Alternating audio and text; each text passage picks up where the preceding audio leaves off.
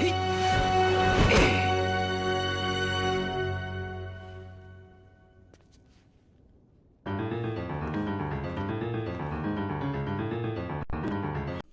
YouTube, so we're back, of course, talk about some Final Fantasy VII 25th anniversary shit. Look, my dudes, if we're doing a video the day before this event, it's for a reason. We've talked a lot about what may or may not be at this event, but one of the things we haven't really talked about in a long time, actually, is Crisis Core. People have been asking for a port of that for a very, very long time, and as of right now, there are some signs pointing towards that maybe finally happening.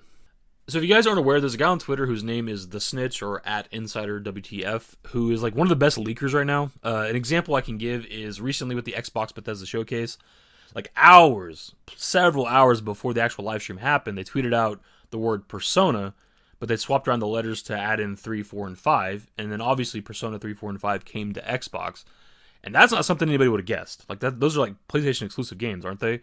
So like you have to have some legit inside information to have that shit. And also with that recent State of Play, they predicted it pretty damn accurately. I don't know if it's like 100%, but it's like 99%. So the point of all of this is that so far they seem to be very, very accurate with whatever their leaks are, their predictions, whatever it is. And today they tweeted out a picture from FF7 Remake. So they simply dropped this image from the ending of base game Remake where, you know, Zack's carrying Cloud, Aerith in the background, our groups are passing each other. They didn't put a caption, but they put like emojis, I guess is what you call those. But we see a blue square, a green square, a red square, and a black one. And a lot of us are thinking, whatever this is about, that's PlayStation, Xbox, Switch, and PC. So my initial first thought with this was something in regards to Remake involving those platforms, but after thinking about it for a while, it doesn't really make a lot of sense because Remake's obviously already on PlayStation, and at this point, everything in regards to Remake's also on PC, so that would negate two of those platforms. That doesn't make a lot of sense. And I think that's why everybody else is kind of jumping to the conclusion that it's something involving Crisis Core. Because obviously the scene isn't the same as the ending of Crisis Core, but it's reminiscent of it, right? Prior to this event, we see a bunch of Crisis Core shit at the end of Remake. And I think that makes a lot of sense. And really when you think about it, Crisis Core is still like a perfect companion piece to Remake, only because everything about it is still canon as far as we know. Because the timeline didn't start getting altered till like the beginning of the Remake story. Obviously by the end of it, we seem to have altered the timeline a lot, but all we see get altered from Crisis Core is the ending of Crisis Core. Zack's last stand, he lives instead of dies, as far as we can tell right now, right? So that means everything prior to Zack's last stand would still be canon, so like 99% of Crisis Core would still be canon when it comes to the Remake story. So there'd actually be a purpose to porting Crisis Core to like modern platforms outside of just simply porting it just to do that. It would actually be something that would be useful for fans who maybe don't know the Crisis Core story or the prequel stuff at all. When it comes to Remake, maybe they've only played Remake, they haven't played anything else. It'd still be like a useful tool for them. Now, assuming that this is about Crisis Core, we obviously don't know exactly what it is. We don't know if it's just a simple port. They're just bringing like Crisis Core, PSP quality game to these modern platforms. If it's going to be a remaster, which I think is the more likely thing here. Or some people were speculating potentially a remake, and I don't know if they would do that. If they were to remake it or even remaster it, something I've seen people kind of discussing is, would it be the same voice actor? Would it still be Rick Gomez? Or would they get the new English voice actor for Zack? That's kind of an interesting thought. Obviously, I would prefer a remake just so it'd be like the best quality, like visually that it could be. But a simple remaster, and to be honest, even a simple port would be fine with me. Like, I think it's a beautiful game. It's not the best textures when you're playing it, when you're walking around the world, but like cutscenes are fantastic, so whatever.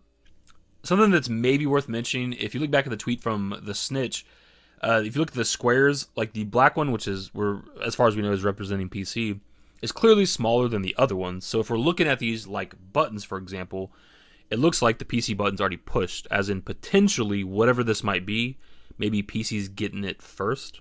Which that might seem kind of weird, but at least on my phone, when I go to like the emojis and shit, where these squares are, there is a black square that's the same size as those other ones. So unless he made a weird mistake, which I don't think he would, there's got to be a purpose to the smaller square. Maybe that's it. Who knows? This obviously is still pretty new as I'm recording, but I've also seen it slightly theorized that maybe like a Zack DLC, which would be cool as fuck, obviously. Like a Zack remake DLC where we're figuring out what's going on with him or something. The thing is, though, unless they changed what they've said in the past, like Nomura said there wouldn't be any more DLC until like Part 2's done or something like that. Like he pretty much said there was not going to be more DLC, at least as of right now. So they could have changed their minds on that, I suppose. And as much as I would like a Zack DLC, I don't think it's going to happen. They could probably do that with Part 2 at some point. Sometime after Part 2 comes out, they could drop that. But I think as of right now, this is something in regards to Crisis Core, either a port, remaster, remake, whatever the case. And even as of right now, as I'm recording, like Crisis Core is trending on Twitter. That's how much people are excited and talking about this. I know some people are worried that this might be the big reveal of the event, like Crisis Core, whatever, and then no part 2. But I don't think that's gonna be the case. They're gonna do something for remake. It's got to be. Hopefully it's part 2. It'd be crazy at this point if it wasn't part 2.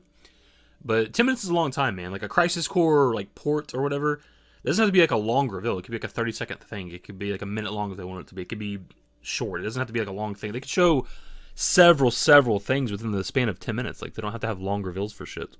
And given that it's such a short event, I don't know, outside of maybe a part 2 reveal, that they would spend too much time on any one thing. I don't know how many things are going to be here, obviously. Hope it's a decent amount of stuff. Like, I would like a full, 2-3 minute trailer for Remake Part 2. But hopefully they put a lot of stuff in here. Like, I hope there's a bunch of FF7 stuff coming up.